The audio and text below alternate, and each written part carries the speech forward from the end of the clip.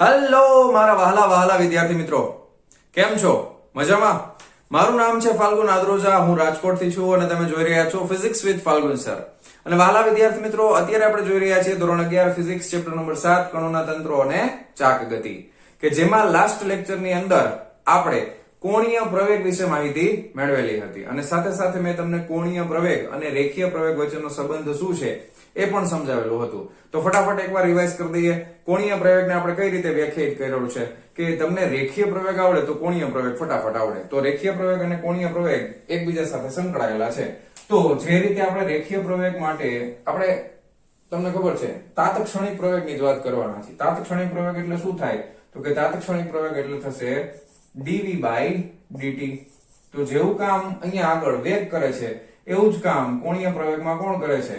તો કે કોણીય વેગ કરે છે. તો કોણીય વેગ એટલે ઓમેગા થઈ જશે d omega by dt. Okay, ચાલો સરસ. હજી તમારે આને આગળ વધારીને લખવું હોય તો રેફરન્સ બુકમાં આપેલું છે એટલે હું તમને પાછું સમજાવી દઉં. તો વેગ તમને ખબર છે કે વેગ v બરાબર શું થશે? તો કે સ્થાન ના થતો ફેરફાર. ઓકે, તો સ્થાનાંતરનું સમયની સાપેક્ષે વિકલન છે. તો વેગ v બરાબર તમે લખી શકો dr by dt. શું લખી શકાય? dr by dt. હવે એની કિંમત તમે અહીંયા મૂકશો તો શું થઈ જશે? d by dt અને અહીંયા પાછું આવી જશે dr by dt. તો આ શું થઈ ગયું ખબર છે? સ્થાનનું સમયની સાપેક્ષે બે વખત વિકલન. તો આને આ રીતે લખાય, ધ્યાન આપજો, d2r by dt સ્ક્વેર. આ રીતે બોલાય ને આ રીતે લખાય. d સ્ક્વેર ઉપર d નો સ્ક્વેર થશે, નીચે સમયનો સ્ક્વેર થશે, યાદ રાખજો. કારણ કે d છે ને ગુણાકારમાં, એટલે d2r by dt સ્ક્વેર, સમયનો વર્ગ નીચે થઈ જશે. ઓકે, એ જ રીતે ઓમેગા એટલે શું છે? તો કે કોણીય સ્થાનનું સમયની સાપેક્ષે વિકલન છે. તો અહીંયા આ રીતે લખી શકાય d by dt. ઓમેગા ની કિંમત આપણે મૂકી દઈએ d theta by dt. તો એ થઈ જશે d square theta by dt square. Ready? Okay, કઈ પ્રોબ્લેમ નથી. પછી પ્રવેગનો એકમ તમને ખબર છે, એસઆઈ સિસ્ટમ પ્રમાણે મીટર પ્રતિ સેકન્ડનો વર્ગ થાય. આનો એકમ થઈ જશે રેડિયન પ્રતિ સેકન્ડનો વર્ગ. પારિમાણિક સૂત્ર તમને આવડતું જોઈએ, m0 l0 t⁻². આમાં m0 l1 t⁻². એના પછી જે મેં તમને સમજાવ્યું હતું ટેક્સ્ટબુકમાં નથી, એ ખાસ અગત્યનું, રેખીય પ્રવેગ અને કોણીય પ્રવેગ વચ્ચેનો સંબંધ. એટલે અહીંયા આગળ vr ઓમેગા, અમે ઓમેગા છીએ, બરાબર? તો અહીંયા આગળ શું થશે? ઓમેગા ક્રોસ r અહીંયા મૂકી દેવાનું, પછી એનું વિકલન કરી નાખીએ એટલે આ આપણને મળતું હતું. ફાઇનલ હું સીધો જવાબ લખું છું. બે ઘટકો આપણને મળતા હતા. પેલું આપણે અહીંયા ઓમેગા ક્રોસ r કરી દઈએ તો શું મળે? તો અહીંયા મળે છે ઓમેગા ક્રોસ v પ્લસ બીજો ઘટક આપણને મળે છે આલ્ફા ક્રોસ r. યાદ આવી ગયું? ઓકે, હા. હવે આનું આપણે શું નામ આપ્યું હતું? આનું આપણે નામ આપ્યું હતું ત્રિજ્યાવર્તી ઘટકો. રેખીય પ્રવેગનો ત્રિજ્યાવર્તી ઘટક આ શું છે? રેખીય પ્રવેગનો સ્પર્શીય ઘટક. ઇંગ્લિશમાં એને ટેન્જેન્શિયલ કહેવાય, એટલા માટે t આવે. ઓકે, નાના અક્ષરમાં t. તો આ ત્રિજ્યાવર્તી ઘટક છે, આ સ્પર્શીય ઘટક છે. પછી આનું માત્ર મૂલ્યની વાત કરવામાં આવે તો ar બરાબર શું લખી શકાય? તો કે ઓમેગા v લખી શકાય. પછી v r ઓમેગા મૂકો એટલે ઓમેગા સ્ક્વેર r પણ લખી શકાય. અથવા તો ઓમેગાની જગ્યાએ v by r મૂકો તો આ v સ્ક્વેર by r પણ લખી શકાય. આ v સ્ક્વેર by r શું છે? કેન્દ્રગામી પ્રવેગ છે ભાઈ. યાદ આવી ગયું? એ જ રીતે આના મૂલ્યની વાત કરવામાં આવે તો એના મૂલ્ય માટે તો માત્ર at આલ્ફા અને r આવશે, કારણ કે બંને વચ્ચેનો ખૂણો 90 ડિગ્રીનો હતો. યાદ આવી ગઈ થિયરી આખી? રેડી? કોઈ પ્રોબ્લેમ નથી ને? ક્લિયર? અને આના ઉપર આપણે એક દાખલો પણ ગણેલો હતો. રેડી? હાલો, હવે આજનો લેક્ચર આપણે શરૂ કરીએ છીએ અને આજે આપણે જોવાના છીએ એના પછીનો next topic as per the NCERT text book, જેનું નામ છે ટોર્ક અને કોણીય વેગમાન. અને એમાં પણ આપણે પહેલી જ વસ્તુ આપણે આજે જોશું જેનું નામ છે ટોર્ક. ઓકે, ટોર્ક ના ઘણા બધા નામ બીજા પણ છે. ટોર્ક ઇંગ્લિશ શબ્દ છે પણ આપણે ગુજરાતીમાં પણ ટોર્ક જ યુઝ કરીએ છીએ. ઓકે, એને બીજું નામ છે બળની ચાકમાત્રા, ત્રીજું નામ છે બળ યુગ્મ. ઓકે, ત્રણ નામ છે: બળની ચાકમાત્રા, ટોર્ક અને હજી એક નથી લખ્યો અહીંયા, એ લખી નાખું છું, એને બળ યુગ્મ પણ કહેવામાં આવે છે. શું કહેવાય? બળ યુગ્મ, ટોર્ક. હાલો શરૂ કરીએ. બરાબર? ઓકે, ચાલો. તો સૌથી પહેલા ટોર્કને સમજવા માટે આપણને ખબર છે દર વખતે આપણે બે વસ્તુની સરખામણી કરવાના છે, એક રેખીય, એક કોણીય. ઓકે, રેખીય ગતિ, ચાક ગતિ, બેની સરખામણી, કોણીય રેખીય. હા, તો જે કામ કોઈ પણ પદાર્થને સ્થાનાંતર કરાવવા માટે આપણે જેમ બળની જરૂર પડે છે રેખીયમાં, જે કામ બળ કરે છે એવું જ કામ ચાક ગતિ માટે કોણ કરે છે? તો એનું નામ આપણે આપ્યું છે બળની ચાક માત્રા. એનું નામ શું આપ્યું છે? બળની ચાક માત્રા. ફરીથી ચેપ્ટર સ્ટાર્ટ થયું ત્યારે આપણે ચાક ગતિને સમજાવવા માટે થઈને ઉદાહરણ લીધું હતું કે જેની અંદર એક માત્ર શુદ્ધ સ્થાનાંતરણ ગતિ હતી અને એક નળાકાર હતો કે જેની અંદર એ ગબડતો હતો. એટલે સ્થાનાંતર પણ થતું હતું, એની અક્ષનું સ્થાનાંતર પણ થતું હતું અને સાથે સાથે બીજું કંઈક પણ હતું, કુછ કુછ હોતા હૈ, જેને આપણે ચાક ગતિ તરીકે વ્યાખ્યાયિત કરેલી હતી. ઓકે, તો શુદ્ધ સ્થાનાંતરણ ગતિ માટે જવાબદાર બળ છે. ઓકે, બળ લાગશે તો એનું સ્થાનાંતર થાય. કોઈ પણ પદાર્થ ઉપર બળ લગાવીએ તો બળ લાગવાને કારણે સ્થાનાંતર થઈ શકે. નો પણ થાય, જરૂર નથી. ઓછું બળ હોય તો નો પણ થાય. ધારો કે આ દિવાલ ઉપર બળ લગાવો તો સ્થાનાંતર નથી પણ થતું, એવું જરૂર નથી. પણ તમને ખ્યાલ છે હવે, બરાબર, કે બળ લગાવીએ તો સ્થાનાંતર થાય તો શું થાય? તો કે કાર્ય થાય. તો એ જ પ્રમાણે ધારો કે આ માર્કર પેન છે, આની આ અક્ષ વચ્ચેની છે એને હું સ્થિર કરી દઉં અને આને મારે સ્થાનાંતર નથી કરાવવું, બરાબર.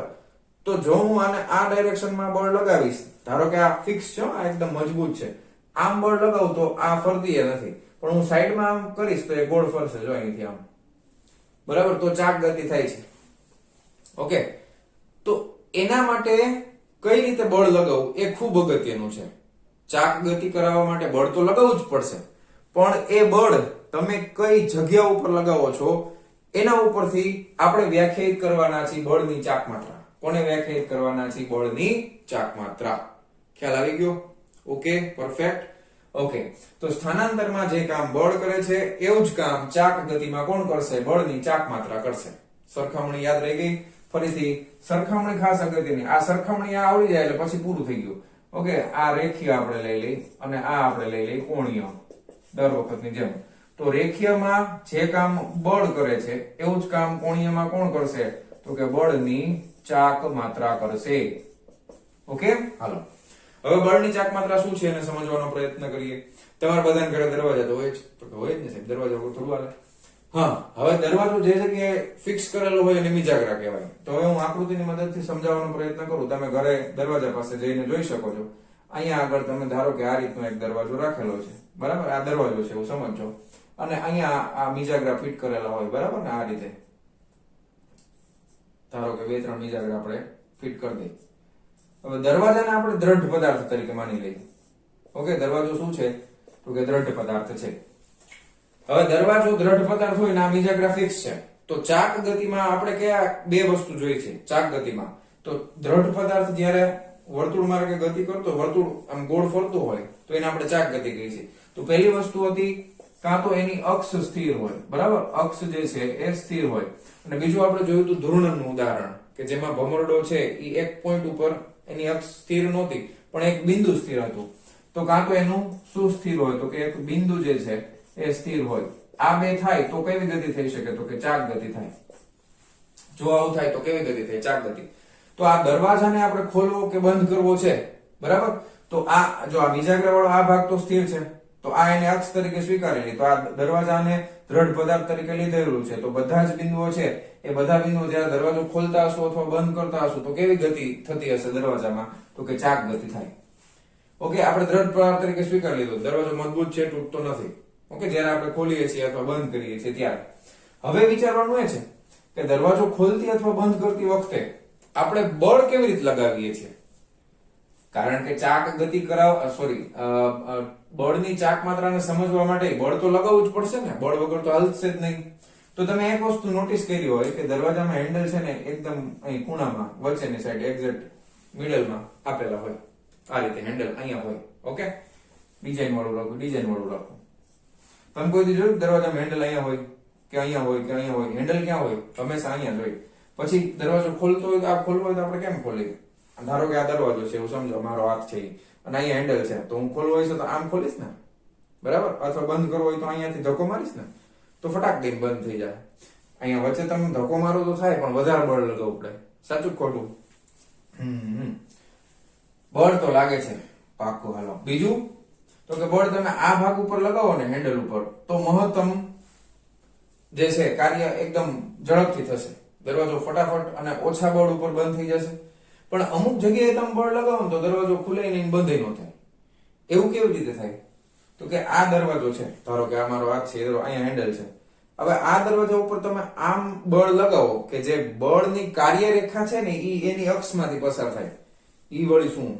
તો કે આમ તમે ધારો કે આ તમારી સામે આ દરવાજો છે, અહીંયા હું આ દિશામાં બળ લગાવું છું, આમ આ માર્કર છે ને એ દિશામાં આમ. હવે આ તો અહીંથી ફિક્સ છે, તો આ દરવાજો છે આમાંય ન થાય ને આમાંય ન થાય, બંધ તો ન થાય, તો એમનેમ સ્થિર જ રહેશે. તો શું થયું? તો કે જે દિશામાં મેં બળ લગાવ્યું એ બળની કાર્યરેખા, એટલે આ બળની કાર્યરેખા કેમાંથી પસાર થઈ ગઈ? તો કે આ જો આ બીજા ગ્રહ હતા ને તો આ અક્ષ હતી. જો તો બળની કાર્યરેખા જો અક્ષમાંથી પસાર થતી હોય તો કોઈ પણ પ્રકારની ચાક ગતિ સંભવ નથી. અથવા તો બીજું, તમે અહીંયાથી ખેંચો, ધારો કે આ હેન્ડલ છે અને આમ થઈને ખેંચો છો, આ બાજુ ખેંચો છો આમ, તો કાર્યરેખા છે એ બળની આ તરફ છે, પણ પસાર કેમાંથી થાય છે? અક્ષમાંથી થાય છે. જો તો પણ આ દરવાજામાં ચાક ગતિ શક્ય નથી. તો અહીંયા આગળ કોણીયમાં જે કામ બળ કરે છે, તો અહીંયા બળની સાથે કયા બિંદુ ઉપર અને કઈ દિશામાં બળ લાગે છે એ ખૂબ અગત્યનું છે. અને એના પરથી જ આપણે બળની ચાક માત્રા એટલે કે ટોર્કને વ્યાખ્યાયિત કરેલું છે. મગજમાં કઈ લાઈટ થઈ? પરફેક્ટ સમજાય છે? અહીંયા આગળ માત્ર બળ જરૂરી હતું, એમાંય આપણને ખબર છે રેખીયમાં પણ બળ જેવી રીતે કામ કરે છે એવી રીતે કોણીયમાં બળની ચાક માત્રા એટલે બળની સાથે સાથે એ બળ કયા બિંદુ ઉપર, કઈ જગ્યા ઉપર લાગે છે અને કઈ દિશામાં લાગે છે એ પણ ખૂબ જ અગત્યનું છે. રેડી? ઓકે. તો હવે આપણે બળની ચાક માત્રાને વ્યાખ્યાયિત કરવાના છીએ. તો બળની ચાક માત્રાને વ્યાખ્યાયિત કરવા માટે સીધે આપણે દ્રઢ પદાર્થ લેવાના નથી. આપણે કોઈ એક બિંદુની સાપેક્ષે કે એક બિંદુ માટે આપણે બળની ચાક માત્રાને કેવી રીતે વ્યાખ્યાયિત કરવી એ વ્યાખ્યાયિત કરશું. એના પછી એ વ્યાખ્યા ઉપરથી આખા દ્રઢ પદાર્થ માટે પણ એને લાગુ પાડશું, અને એ પણ થઈ જાય એના પછી આખા દ્રઢ પદાર્થમાં બળની ચાક માત્રાના લીધે જે કોણીય પ્રવેગ ઉત્પન્ન થશે એને પણ આગળ અભ્યાસ કરવાના છીએ. તો આપણે એક બિંદુથી શરૂઆત કરીએ બળની ચાક માત્રાને વ્યાખ્યાયિત કરવા માટે. ખ્યાલ આવી ગયો? ઓકે. હવે બળ યુગ્મ છે એને ઇંગ્લિશમાં કપલ પણ કહેવાય. ઓકે, કપલ શબ્દથી તો તમે બધા પરિચિત હશો જ. કપલ, પણ તમે જે સમજો છો ઈ કપલ નહીં. આ બળ યુગ્મ માટેનો શબ્દ છે કપલ, COUPLE. તો એને બળ યુગ્મ એટલે કે ત્રણ નામ થઈ ગયા: બળની ચાક માત્રા, ટોર્ક અથવા તો બળ યુગ્મ. હવે વ્યાખ્યા આપવાની છે. ઓકે, ધારો કે વ્યાખ્યા આપવા માટે પરસ્પર લંબ એવી ત્રણ અક્ષો આપણે દર વખતે લઈએ છીએ એ જ પ્રમાણે લઈ લેશું. ચાલો, તો પરસ્પર લંબ એવી ત્રણ અક્ષો પસંદ કરી લીધી. ચાલો, બહુ સરસ. આ છે z અક્ષ, ઓકે, આ x અક્ષ છે, આ y અક્ષ છે. ધારો કે આ ઉગમ બિંદુ અથવા તો સંદર્ભ બિંદુ O છે. ઓકે, ત્યાંથી એક બિંદુ આવેલું છે P. ધારો કે અહીંયા આગળ એક બિંદુ છે P. ઓકે, પોઈન્ટ એટલે બિંદુ. એક બિંદુ છે P ફોર પોઈન્ટ. ઓકે, કણ માટે લઈ શકો, પાર્ટિકલ. ઓકે, અહીંયા એક કણ છે, બિંદુ છે. ચાલો, હવે એનો સ્થાન સદિશ છે ઈ ઉગમ બિંદુની સાપેક્ષે આ રીતે જોડી દઈ એટલે આનો સ્થાન સદિશ છે r. ધારો કે r સ્થાન સદિશ છે. P બિંદુનો સંદર્ભ બિંદુની સાપેક્ષે સ્થાન સદિશ કેટલો છે? તો કે r સ્થાન સદિશ છે. Okay, very good. હવે આપણે આના ઉપર લગાવવાના છે બળ. શું લગાવવાના છે? બળ. ચાલો, તો બળ આપણે ધારો કે P બિંદુ ઉપર જે બળ લાગે છે એ બળ પણ સદિશ રાશિ છે, તો આપણે બળ અત્યારે ધારો કે આ રીતે લગાવ્યું છે. ઓકે, આ F બળ આ રીતે લગાવેલું છે. તો P બિંદુ માટે આપણે બળની ચાક માત્રાને વ્યાખ્યાયિત કરવી છે, તો કઈ રીતે કરી શકાય? તો કે બળની ચાક માત્રાને વ્યાખ્યાયિત કરવું છે. ધ્યાન આપજો. પહેલા તો આ સૂત્ર યાદ રાખી લો. બળની ચાક માત્રા માટે એની સંજ્ઞા છે ટો. સંજ્ઞા શું છે? ટો. ઇંગ્લિશમાં એટલે ગ્રીક લેટર ટો છે. આ ગ્રીક લેટર શું છે? ટો. ટાઉ પણ કહેવાય, ટો પણ કહેવાય. સદિશ રાશિ છે એટલે ઉપર સદિશની નિશાની, અને એ બે સદિશોના ગુણાકારથી બનતી રાશિ છે. કયા બે સદિશો? ખાસ ધ્યાન આપો. પહેલા r જ આવશે. પહેલા r સદિશ એટલે કે સ્થાન સદિશ આવશે, પછી સદિશ ગુણાકાર એટલે ચોકડી, ક્રોસ ગુણાકાર, અને પછી આવશે બળ. f ક્રોસ r ખોટું પડે, r ક્રોસ f સાચું પડે. ઓકે, તો આપણે ટોર્કને કઈ રીતે વ્યાખ્યાયિત કર્યો છે બળની ચાક માત્રાને? તો ધ્યાનથી સમજો. હવે હું તમને શબ્દોમાં લખીને આપી દઉં. ઓકે, ધારો કે કોઈ બિંદુ P પાસે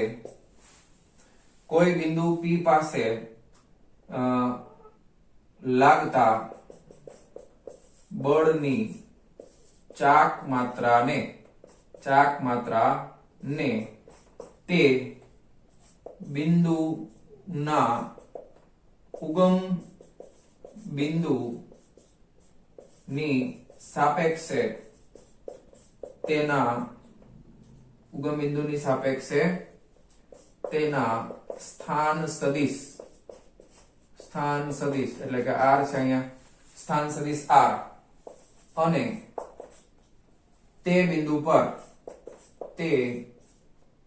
બિંદુ પર લાગતા બળ f સદિશ ના સદિશ ગુણાકાર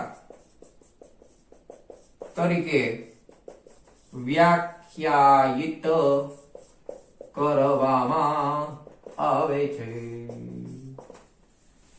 નો લખો શબ્દમાં તો વાંધો નહીં, તમને આ આવડી જાય ને. Simple tau = r cross f. કોઈ બિંદુ P, આ બિંદુ P પાસે લાગતા બળની ચાક માત્રાને તે બિંદુના ઉગમ બિંદુની સાપેક્ષે અથવા ઉગમ બિંદુની જગ્યાએ તમે સંદર્ભ બિંદુ પણ શબ્દ યુઝ કરી શકો છો ટેક્સ્ટબુક પ્રમાણે. સંદર્ભ બિંદુ ની સાપેક્ષે તેના સ્થાન સદિશ r, એટલે આ સંદર્ભ બિંદુથી તેનો સ્થાન સદિશ કેટલો છે r, અને તે બિંદુ પર લાગતા બળ, આ બિંદુ પર બળ કેટલો લાગે છે f ના સદિશ ગુણાકાર તરીકે વ્યાખ્યાયિત કરવામાં આવે છે. એટલે r પહેલા આવશે, f પછી આવશે, r cross f. આને કહેવામાં આવે છે ટોર્ક. હવે પ્રશ્ન એ થાય કે r cross f જ કેમ, f cross r કેમ નહીં? r cross f જ કેમ, f cross r કેમ નહીં? ઓકે, દિશા બદલાઈ જાય ને. r cross f ની દિશા, f cross r ની દિશા. હવે તમને સદિશ ગુણાકાર સમજાવી દઉં કેવી રીતે આપણે સદિશ ગુણાકાર કરવાનો છે. તો r cross f નો ગુણાકાર કરવો હોય ને p બિંદુ પાસે, તો પેલા r સદિશ છે અને p બિંદુ આનું પૂછ છે ને એ p બિંદુ પાસે લઈ જવાનું, બરાબર? એટલે અહીંયા ધારો કે આ p બિંદુ છે, તો p બિંદુ પાસે આ r સદિશ આમ થઈ ગયો. ઓકે, પછી ક્રોસ f માં કરવું છે તો f સદિશ છે આમ છે, ધારો કે આ f સદિશ આ રીતે છે. તો દિશાની જમણા હાથના સ્ક્રૂના ટોર્કની દિશા જમણા હાથના સ્ક્રૂના નિયમ પ્રમાણે નક્કી થશે. કેવી રીતે? તો કે r cross f કરવાનો છે, ધ્યાન આપજો. હવે હું આ આકૃતિમાં થોડો ફેરફાર કરું છું. r સદિશને હું અહીંયા લંબાવી દઉં તો એ આ રીતે તમને બતાય છે ને, આ રીતે દેખાશે ને. તો આ સદિશ r જ છે, બેને ખાલી સ્થાનાંતરિત કર્યો છે, તો બે વચ્ચે કઈ ખૂણો બને છે થીટા. ઓકે, હવે આ બે વચ્ચે કઈ ખૂણો બને છે થીટા. ઓકે, હવે તમારે શું કરવાનું કે જે બિંદુ પાસે ટોર્ક જોતું હોય એ બિંદુ પાસે r અને f થી બનતું જે સમતલ છે, r અને f થી બનતું સમતલ એટલે કે આ બોર્ડ છે એ જેનું સમતલ, આ r અને f થી બનતું સમતલ થઈ ગયું, બરાબર? r અને f થી બનતું આ સમતલ થઈ ગયું, બરાબર? અને r અને f થી બનતા સમતલને લંબ રૂપે, એટલે અહીંયા તમે સ્ક્રૂ રાખો તો r cross f ની દિશામાં એને ફેરવવાનું. તો સ્ક્રૂ ને તમારે r cross f એટલે આમ થશે, તો આમ કરો તો સ્ક્રૂ આમ ફરે વિષમઘળી દિશામાં. તો વિષમઘળી દિશામાં શું થાય? નવડે નોખું, એટલે સ્ક્રૂ ક્યાં આવશે? બહાર. એટલે આનો ટોર્કની દિશા ક્યાં હોય? બહારની તરફ હોય. હવે જો હું તમને ખાલી 3D માં ઇમેજિન કરાવવાનો પ્રયત્ન કરું તો ટોર્કની દિશા છે ઈ એક આમ હશે અને એક આ રીતે હશે. જો તો આમાં ટોર્કની દિશા ક્યાં આવે છે? તો કે r cross f બહાર આવે છે ને, r cross f કરો એટલે અંગૂઠો બહાર આવે. તો આ જે દિશા થઈ ગઈ એ ટોર્કની દિશા થઈ ગઈ. ઓકે, હવે અહીંયા આગળ પણ તમારે ટોર્કની દિશા જોઈએ છે, r cross f કરો બહાર આવે છે, પણ આમાં 3D માં તમને ટેક્સ્ટબુકમાં બતાવવું શક્ય નથી, એટલા માટે એ લોકોએ ટોર્કને આ રીતે આમ બતાવેલો છે, બરાબર? r cross f જમણા હાથનો નિયમ. હવે જો f cross r કરો તો ઊંધું થાય, બરાબર? f cross તમે r કરશો તો એ નીચે તરફ દિશા આવે. ખ્યાલ આવે છે? f cross r કરો તો દિશા, કારણ કે જો f cross r કરો તો આ સ્ક્રૂ છે, આ સ્ક્રૂ ને f cross r કરો તો ટાઈટ થાય. ટાઈટ થાય તો ક્યાં જાય? અંદર, પુસ્તકના પાનામાં. r cross f કરો તો ક્યાં આવે? પુસ્તકના પાનાની બહાર. તો ટોર્કની દિશા હંમેશા r cross f ની દિશામાં હોવાથી આપણે r cross f જ કરવું પડે. f cross r એટલે ટોર્કની દિશા શું થઈ જાય? બદલાઈ જાય. ખ્યાલ આવ્યો? કારણ કે ટોર્ક કેવી રાશિ છે? સદિશ રાશિ છે. ટોર્કનું નામ શું છે? તો કે બળની ચાક માત્રા કહેવાય, બળ યુગ્મ પણ કહેવાય. બળ યુગ્મ વિશે પણ આપણે જોશું ડિટેલમાં. બળ યુગ્મ એટલે તમને ખબર જ છે, બળ યુગ્મ એટલે શું થાય? તો કે ધારો કે આ મિડલ મધ્ય બિંદુ હોય આનું, અહીંયાથી એક તરફ બળ આમ લાગે એટલું ને એટલું બળ આમાં આ તરફ લાગે. સમાન મૂલ્યના વિરુદ્ધ દિશાના બે બળ લાગતા હોય બરાબર, એટલે શું થાય, આ અહીંયા આમ ફરશે ને ગોળ ગોળ, બરાબર, તો એને બળ યુગ્મ કહેવાય. પણ એના વિશે આપણે પછી જોશું ડિટેલમાં. પણ એને પણ બળની ચાકમાત્રા અથવા ટોર્ક કહી શકાય છે. તો આટલી વસ્તુ ખ્યાલ આવી ગઈ, સમજાઈ ગયું તમને. ઇંગ્લિશમાં બળ યુગ્મ, કપલ. રેડી? હા. હવે આકૃતિમાં થોડુંક આગળ વધીએ. આકૃતિને ધ્યાનથી સમજીએ. હવે આમાં થોડુંક પેલા r ક્રોસ f છે, તો માત્ર મૂલ્યની ચર્ચા કરીએ. ક્રોસ ગુણાકાર છે તો શું થાય, r f sin θ લખાય ને. r ક્રોસ f છે એટલે શું લખાય, r f sin θ લખાય, બરાબર. હવે એકમની ચર્ચા કરી લઈએ પેલા. તો કે ટોર્ક r f sin θ તમે લખી નાખ્યું. ટોર્ક છે r ગુણ્યા f. r એટલે સ્થાન સદિશ એટલે મીટર થાય, બળનો એકમ થાય ન્યૂટન. તો ટોર્કનો એકમ શું થશે, ટોર્કનો એકમ થશે ન્યૂટન, કારણ કે બળનો એકમ ન્યૂટન છે, ઇન્ટુ મીટર. તો એકમ તો જૂલ આવી ગયો ભાઈ. આ જૂલ તો કાર્યનો એકમ છે ભાઈ. જૂલ કોનો એકમ છે, તો કે કાર્યનો એકમ છે. અને ઉર્જાનો પણ એકમ આ જ છે ભાઈ. કાર્યનો એકમ છે, ઉર્જાનો એકમ છે. તો શું ટોર્ક અને કાર્ય બે સરખા થાય, તો કે ના, નો થાય ભાઈ. શું કામ, કાર્ય અને ઉર્જા આ બંને કેવી ભૌતિક રાશિઓ છે, તો કે આ બંને અદિશ ભૌતિક રાશિઓ છે. કેવી, અદિશ. જ્યારે ટોર્ક કેવી રાશિ છે, તો કે ટોર્ક સદિશ ભૌતિક રાશિ છે. ટોર્કમાં દિશા હોય, કાર્યમાં અને ઉર્જામાં કોઈ દિશા હોતી નથી. પારિમાણિક સૂત્ર તો એનું જ આવે છે, કાર્યનું આવે, ઉર્જાનું આવે. તમને યાદ જ હોવું જોઈએ. 122 કેટલા થાય, 122 m1 l2 t - 2 બળ ગુણ્યા સ્થાનાંતર. અથવા તો તમને જો આ પારિમાણિક સૂત્ર ન યાદ રહે તો કાર્યનું તમારે અથવા ટોર્કનું કરો ને, બળ ગુણ્યા સ્થાનાંતર એટલે ન્યૂટન ઇન્ટુ મીટર. ન્યૂટન એટલે બળનો એકમ છે, બળ બરાબર માં, કિલોગ્રામ ઇન્ટુ મીટર પ્રતિ સેકન્ડ નો વર્ગ, ગુણાકારમાં પાછું મીટર એટલે કિલોગ્રામ ઇન્ટુ મીટર સ્ક્વેર પ્રતિ સેકન્ડ નો સ્ક્વેર થાય. એટલે m1 l2 t - 2. નો યાદ રહે પારિમાણિક સૂત્ર તો મૂળભૂત એકમમાં વયું જવાનું. બાકી તમને કહું તો બળ અને કાર્ય બેયના તમને પારિમાણિક સૂત્ર મોઢે યાદ હોવા જોઈએ, કારણ કે ઘણી બધી જગ્યાએ ભૌતિક રાશિઓની અંદર 12મા ધોરણમાં પણ ખૂબ જ કામમાં આવવાના છે. એટલે બળ માટે સીધે સીધું તમે યાદ રાખો 112, કાર્ય અથવા ટોર્ક અથવા ઉર્જા માટે તમે યાદ રાખો 122. રેડી? હા. હવે આગળ વધીએ. તો આ તમને ખબર પડી ગઈ કે ટોર્ક એ સદિશ રાશિ છે. કાર્ય, ઉર્જા અને ટોર્કમાં આમ જોવા જાવ તો એકમ સિવાય બીજી કોઈ સમાનતા રહેલી નથી, કારણ કે આ સદિશ છે, આ અદિશ રાશિ છે. Okay okay, ready? હાલો હવે ધ્યાન આપો. અહીંયા આગળ તમે બે વસ્તુ કરી શકો. શું કરી શકાય, તો કે જોજો. એક હું આમ કરી દઉં કે f આમ રાખું અને r sin θ ને ભેગું લખી નાખું. અથવા તો હું બીજો આમ કરી શકું કે r અલગ રાખું અને અહીંયા લખી શકું f sin θ. હવે આ શું થઈ ગયું, ધ્યાન આપો, સમજો. એને સમજવા માટે આકૃતિમાં આપણે થોડુંક મોડિફિકેશન કરીએ, તમને સમજાય એટલા માટે. બરાબર? હવે આને પાછળની તરફ આપણે લંબાવી દઈએ છીએ. બરાબર? આને પાછળની તરફ લંબાવ્યું. અને આ જે સ્થાન સદિશ છે એને આ બળની જે, આને શું કહેવાય ખબર છે?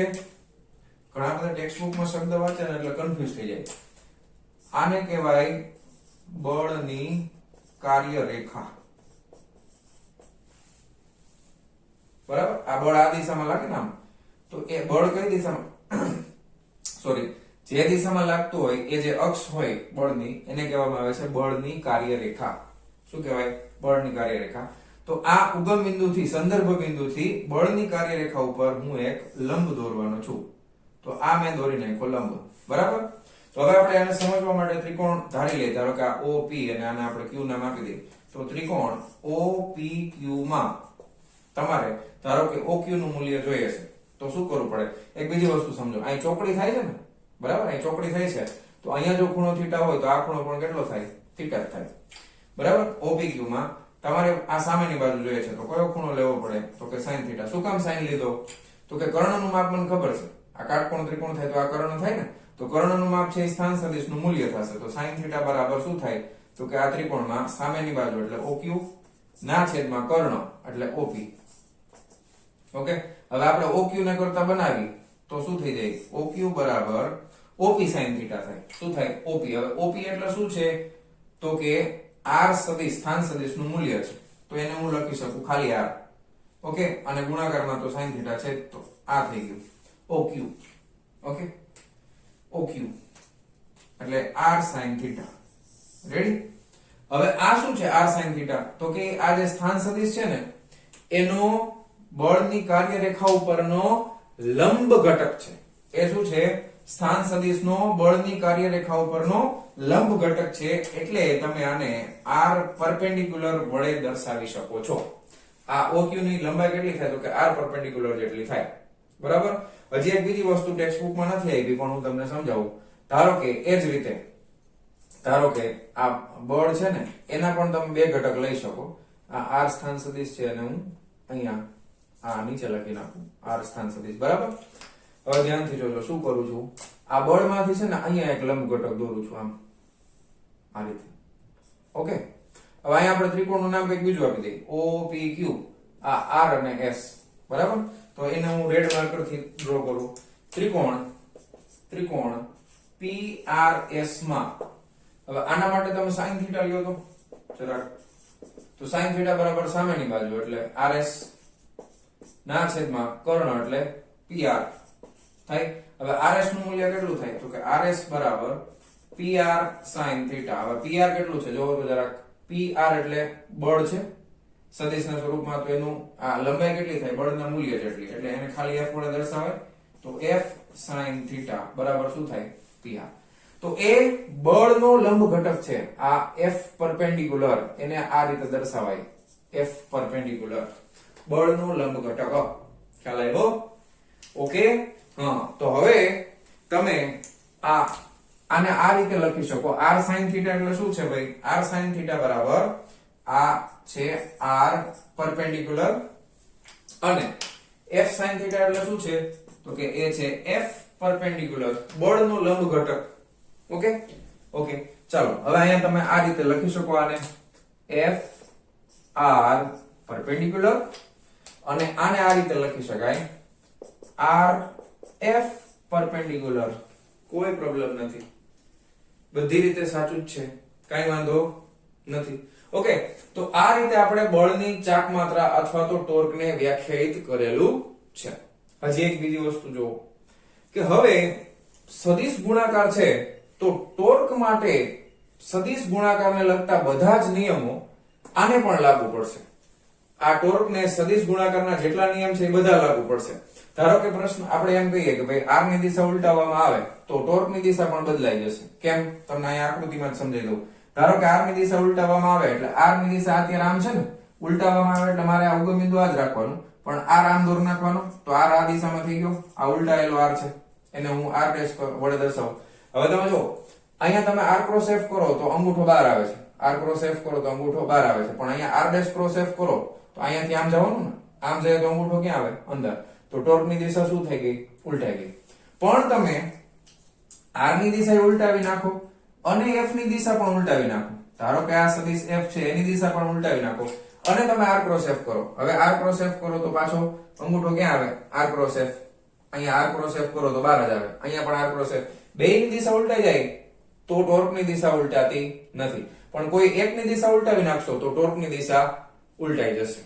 ખ્યાલ આવી ગયો? ઓકે. કોઈ પ્રોબ્લેમ નથી ને? તો આ હતી બળની ચાક માત્રા. આને આપણે બળની ચાક માત્રા કહીએ છીએ. અત્યારે આપણે માત્ર કોના માટે વ્યાખ્યાયિત કરી છે? તો કે એક બિંદુ માટે, એક કણ માટે, એક પોઈન્ટ માટે, એક પાર્ટિકલ માટે વ્યાખ્યાયિત કરી છે. પછી ધીમે ધીમે આ જ વસ્તુ આપણે કોના માટે કરશું? તો કે આખા દ્રઢ પદાર્થ માટે વ્યાખ્યાયિત કરશું. એના પછી તો કે એના ઉપરથી આપણે કોણીય પ્રવેગ પણ એમાં પણ આપણે ટોર્કને એપ્લાય કરશું. ઓકે. બળની ચાક માત્રાને એના માટે પણ આપણે લગાવવાના છીએ. રેડી? તો આ બળની ચાક માત્રા વ્યવહારિક જીવનમાં ઘણી ઉપયોગી છે.